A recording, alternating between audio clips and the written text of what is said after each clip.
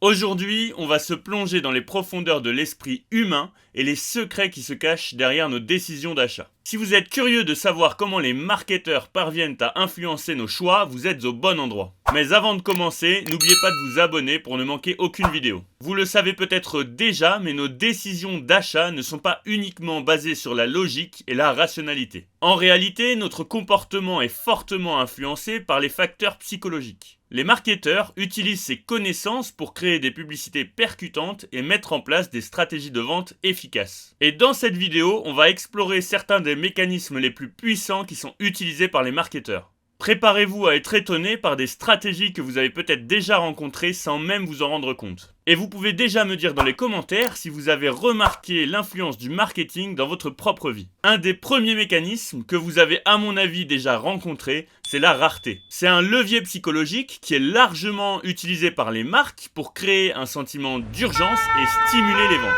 L'idée elle est simple. Quand on croit qu'une offre elle est limitée dans le temps ou limitée en quantité, on est plus enclin à vouloir en profiter immédiatement, de peur de manquer une opportunité unique. Prenons un exemple concret.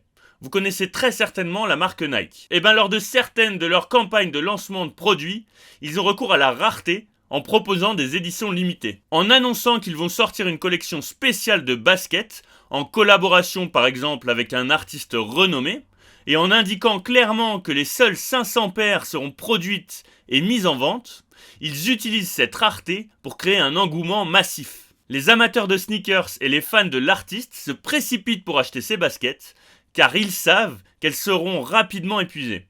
Cette stratégie de rareté crée un sentiment d'exclusivité et de valeur ajoutée, ce qui incite les consommateurs à agir rapidement pour ne pas manquer cette opportunité entre guillemets unique. C'est un exemple parmi tant d'autres, mais il illustre parfaitement comment la rareté est utilisée par les marques pour influencer nos décisions d'achat. En créant une demande plus forte et en donnant l'impression que l'offre est limitée, elle suscite l'envie et incite les consommateurs à se dépêcher. Mais attention, cette rareté elle doit être authentique pour être efficace. Si une marque prétend qu'un produit est rare alors qu'en réalité il est facilement disponible, ça peut créer un sentiment de méfiance chez les consommateurs. On passe à notre deuxième mécanisme, l'effet de groupe. On a tous tendance à nous tourner vers les autres pour évaluer la valeur d'un produit ou d'un service.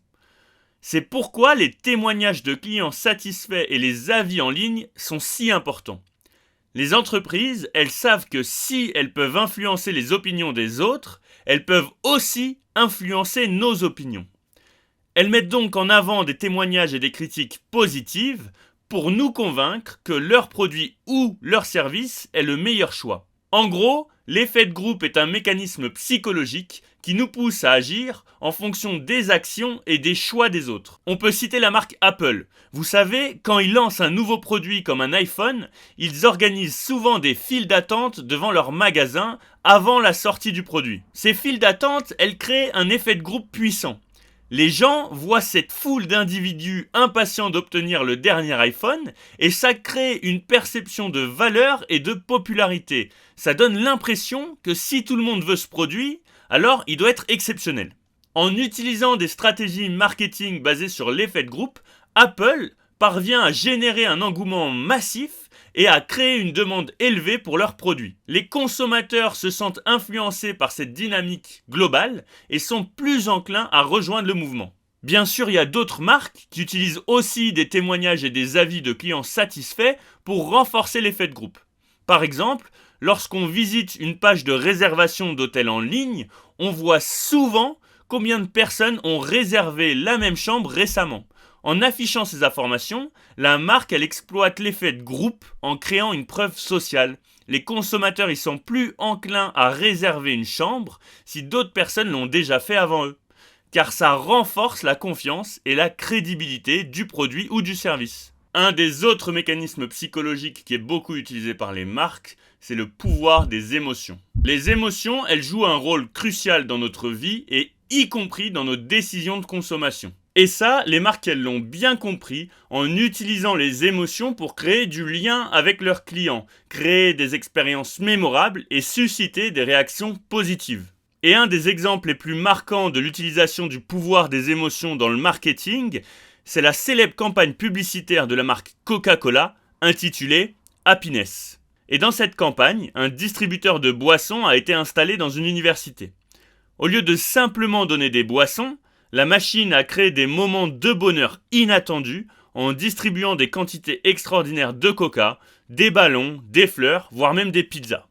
Cette campagne, elle a réussi à susciter des émotions positives chez les étudiants qui ont été ravis par les généreux cadeaux finalement de la machine à boissons. Les vidéos de leurs réactions, elles ont été partagées massivement sur les réseaux sociaux, créant ainsi un bouche à oreille positive autour de la marque Coca. En utilisant le pouvoir des émotions, Coca a créé une expérience mémorable et a associé sa marque à des moments de bonheur et de partage. Ça a créé un lien émotionnel entre les consommateurs et la marque, les incitant à plus choisir Coca qu'une autre. On peut aussi citer les publicités pour les parfums qui mettent souvent en scène des histoires romantiques et passionnées pour susciter le désir. Et les marques savent que lorsqu'on est ému, on est plus susceptible de prendre des décisions d'achat qui sont liées à nos sentiments. C'est pourquoi elles créent des publicités et des expériences qui suscitent en nous des émotions positives et nous font sentir directement connectés à leurs produits. Et le pouvoir des émotions, il peut aussi être utilisé pour répondre à des besoins plus profonds comme le sentiment d'appartenance, la sécurité ou encore la confiance. On va passer à notre dernier mécanisme, la persuasion. C'est une compétence qui est utilisée par les marketeurs pour nous influencer dans nos choix et nous inciter à acheter un produit ou un service. On peut par exemple citer une des stratégies de vente utilisées par la marque de vêtements en ligne Zappos. En fait, ils se sont positionnés comme les experts du service client et ont intégré une garantie de satisfaction à 100%. Lorsque vous achetez chez Zappos, vous savez que si vous n'êtes pas entièrement satisfait de votre achat, vous pouvez le retourner sans frais et obtenir un remboursement intégral. Cette garantie de satisfaction, elle met l'accent sur la confiance et peut rassurer les consommateurs hésitants à faire des achats en ligne. En utilisant cette stratégie de persuasion, la marque Zappos, elle a réussi à établir une réputation solide et à fidéliser ses clients. Les consommateurs, ils sont davantage enclins à acheter chez eux car ils se sentent en sécurité et savent qu'ils peuvent toujours compter sur un excellent service client. Il y a certaines marques qui utilisent aussi des témoignages de célébrités, des experts ou des personnes influentes pour persuader le consommateur. Par exemple, quand une célébrité approuve un produit ou donne son témoignage positif, ça crée une association positive dans l'esprit des consommateurs. Les marques, elles savent que lorsque nous sommes persuadés par des personnes qu'on admire ou qu'on considère comme des autorités, on est plus enclin à faire confiance et à suivre leur exemple en achetant des produits recommandés. Moi, je trouve ça fou de voir comment notre esprit il peut être influencé sans qu'on s'en rende forcément compte. Si vous voulez en savoir plus à ce sujet ou si vous avez des questions, n'hésitez pas à me le faire savoir dans les commentaires. Et n'oubliez pas de vous abonner à la chaîne pour ne louper aucune vidéo sur le marketing et le commerce.